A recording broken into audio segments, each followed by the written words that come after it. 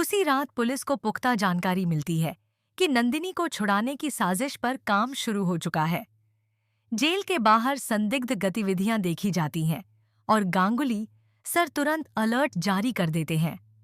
अहाना को सख्त सुरक्षा के बीच एक सेफ हाउस में शिफ्ट किया जाता है, लेकिन उसका मन बेचैन रहता है क्योंकि उसे लगता है कि नंदिनी अब भी कुछ बड़ा छुपाए बैठी है। उधर जेल में नंदिनी का आत्मविश्वास फिर लौट आता है। वह जानती है कि उसके लोग उसे इतनी आसानी से छोड़ने वाले नहीं हैं। पूछताछ के दौरान वह जानबूझकर अधूरी बातें करती है ताकि पुलिस को भ्रम में रखा जा सके। बड़े घर में पोल्टू खुद को संभालने की कोशिश करता है, लेकिन रातों की नींद उड़ चुकी है। ठाकुर जी परिवार को एकजुट रखने का प्रयास करते हैं और पहली बार सबको एहसास होता है कि शक और तानों की जगह भरोसा कितना जरूरी होता है। इसी बीच पुलिस को एक और बड़ा सुराग मिलता है। नंदिनी का नेटवर्क सिर्फ जासूसी तक सीमित नहीं, बल्कि आर्थिक घोटालों और ब्लैकमेलिंग से भी जुड़ा है। अब मामला और गंभीर हो जाता है। अहाना तय करती है कि वह डर कर पीछे नहीं हटेगी और गांगुली सर के साथ मिलकर इस पूरे नेटवर्क को जड़ से खत्म करने में पुलिस की मदद करेगी।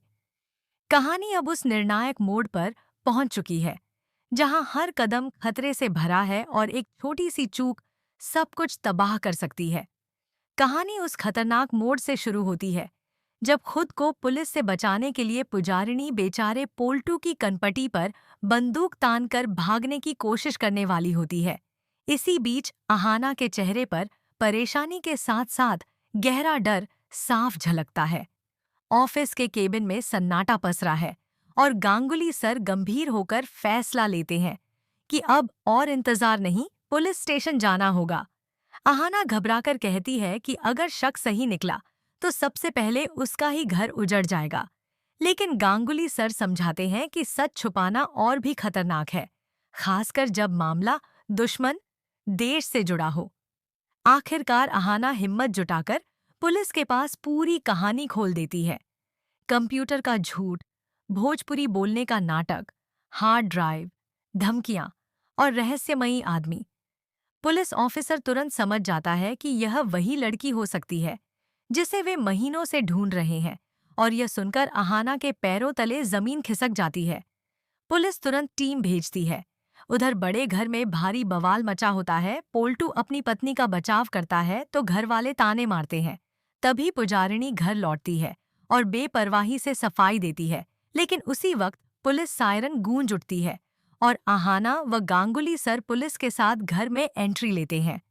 पुलिस ऑफिसर उसे पहचानते ही नंदिनी रॉय बताता है, एक इंटरनेशनल स्पाई। घर में कोहराम मच जाता है।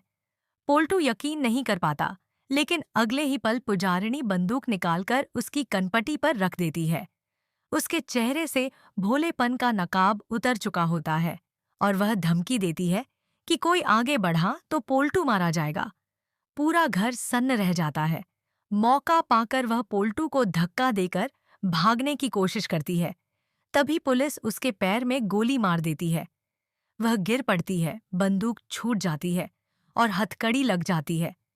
पोल्टू पूरी तरह टूट जाता है। ठाकुर जी की आंखें भर आती हैं। पुलिस पुजारिनी को ले जाती है और जाते जाते वह अहाना की तरफ देखती है, जहां अहाना के चेहरे पर हल्की सी मुस्कान होती है, मानो कह रही हो कि सच चाहे जितना छुपा लो, एक दिन सामने आ ही जाता है। यहीं पर कहानी क्लिफहैंगर पर रुकती है। क्या नंदिनी रॉय अपना पूरा स्पाई नेटवर्क उगलेगी? क्या पोल्टू इस धोखे से उबर पाएगा? और क्या अहाना के लिए खतरा सच में खत्म हो चुका है? अगला एपिसोड लेकर आएगा सबसे बड़ा धमाका। अगले ही पल कहानी एक नए मोड़ में प्रवेश करती है। पुलिस स्टेशन में नंदिनी रॉय से कड़ी पूछताछ शुरू होती है, जहां उसके चेहरे पर अब भी वही चालाक मुस्कान है, लेकिन आंखों में छुपा डर साफ झलकने लगता है। अफसर एक एक करके उसके सामने सबूत रखते हैं, हार्ड ड्राइव का डेटा, कॉल रिकॉर्ड्स और उसके विदेशी संपर्कों की जानकारी। शुरुआत में वह सब नकारने की कोशिश करती है, मगर जैसे जैसे सबूत बढ़ते जाते हैं, उसका आत्मविश्वास डगमगाने लगता है। उधर बड़े घर में सन्नाटा पसरा होता है। पोल्टू खुद को कमरे में बंद कर लेता है। उसे बार बार वही पल याद आता है जब जिस औरत को उसने पत्नी माना था वही उसकी जान लेने को तैयार थी। ठाकुर जी अपराधबोध में डूबे होते हैं कि कैसे वे एक जासूस को बहू समझ बैठे। अहाना भी चैन से नहीं बैठ पाती। उसे एहसास होता है कि खतरा अभी पूरी तरह टल्ला नहीं है, क्योंकि ऐसे नेटवर्क अकेले नहीं चलते। इसी बीच पुलिस को नंदिनी से एक बड़ा सुराग मिलता है, जिससे पता चलता है कि उसका नेटवर्क अभी भी सक्रिय है और किसी बड़े हमले की तैयारी चल रही है। अब सवाल यह नहीं रह जाता कि नंदिनी दोषी है या नहीं, बल्कि यह बन जाता है कि क्या समय रहते इस साजिश को रोका जा सकेगा। कहानी यहीं से और तेज और ज्यादा खतरनाक होने वाली है। जैसे जैसे पूछताछ आगे बढ़ती है, नंदिनी रॉय का धैर्य टूटने लगता है। कई घंटों की सख्ती के बाद वह आखिरकार मुस्कुराकर कहती है कि वह अकेली नहीं है और जो कुछ भी अब तक हुआ वह तो सिर्फ शुरुआत थी। यह सुनते ही पुलिस अफसरों के चेहरे पर चिंता की लकीरें खिंच जाती हैं। नंदिनी खुलासा करती है कि उसका स्पाई नेटवर्क देश के अलग अलग शहरों में फैला हुआ है और बड़े घर में घुसना उसका सबसे आसान मिशन था, क्योंकि वहां भावनाओं और भरोसे का फायदा उठाना उसे अच्छी तरह आता था। उधर अहाना को जब यह खबर मिलती है तो वह समझ जाती है कि उसकी सूझबूझ से भले ही एक साजिश बेनकाब हो गई हो, लेकिन असली जंग अभी बाकी है। बड़े घर में पोल्टू खुद को संभालने की कोशिश करता है, मगर हर कोना उसे धोखे की याद दिलाता है। दुर्गा देवी और बाकी बहुएं भी पहली बार चुप हैं, क्योंकि उन्हें एहसास हो चुका है कि जिस महिला को वे ताने मारती थीं, वही असल में सबसे बड़ा खतरा थी। इसी बीच पुलिस को गुप्त सूचना मिलती है कि नंदिनी का एक साथी उसे छुड़ाने की योजना बना रहा है। माहौल फिर से तनावपूर्ण हो जाता है और अहाना को सख्त सुरक्षा में रखा जाता है।